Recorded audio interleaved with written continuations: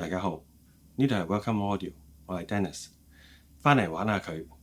今日同大家玩嘅呢，就係身邊呢兩部 CD 機。一部呢，就係 Isotonic 嘅 K03XD， 另一部呢，就係 Isotonic 嘅 K1。點解想試下呢兩部 CD 機呢？因為呢兩部 CD 機呢，其實呢個出產時間係唔一樣。K1 呢，就喺呢個2017年出產，咁而呢個 K03XD 呢，就喺2021年。咁呢兩部機呢，最大嘅分別呢，就係響呢個2000年左近啦。呢個 Isotonic 咧就開始用咗佢哋 R to R 嘅設計嘅 DAC， 就放棄咗用一粒買翻嚟嘅 DAC。其實咧，我最想試一試咧，就係用呢個 AKM 嘅解碼，同埋用最新嘅 R to R 解碼，到底喺個聲音上個分別係邊？同埋咧，我亦都想睇一睇呢個旗艦嘅 K1，雖然落後咗4年，如果同呢個新嘅 K03XD 去比較，究竟係點樣呢？今日咧，我哋測試呢對 CD 機嘅組合咧，就會用呢個車路嘅大 Suite 推動呢個 Accuphase 嘅 A80，去推動呢個 TAD 嘅 CE1TX。線駁好咗，我哋首先聽一聽 K03XD 嘅聲音。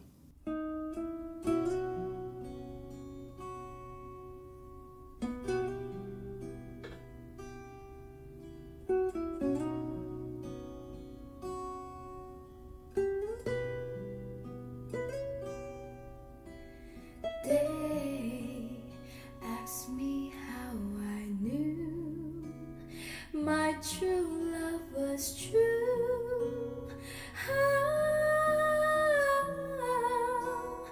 I love 'cause we blind. Something here inside cannot be denied.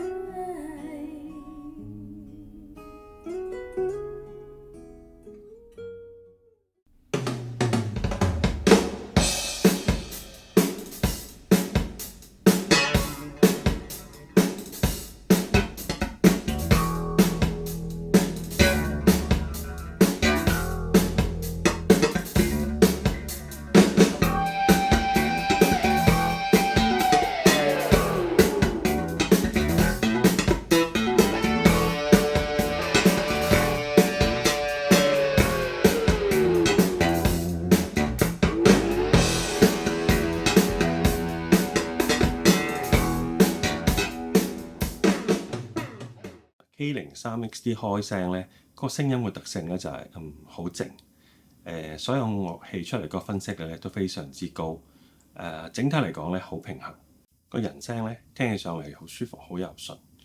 咁而後邊咧我聽鼓多段電吉他咧出嚟咧嗰個能量咧亦都好足夠。跟住落嚟咧就換部 K1 落去試一試，睇一睇聲音係點。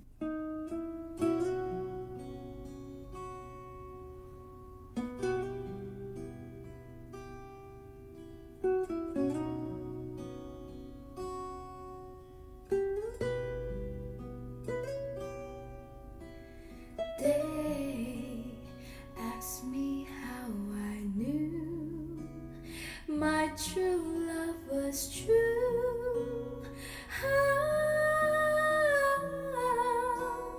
I love 'cause we blind.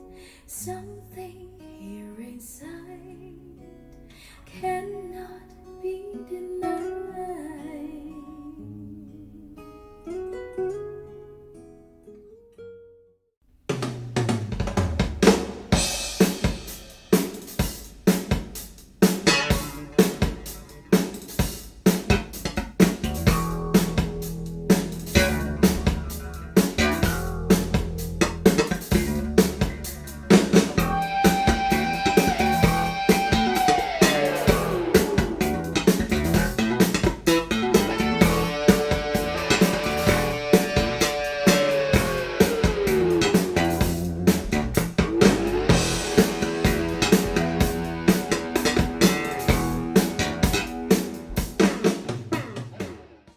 比較就冇傷害。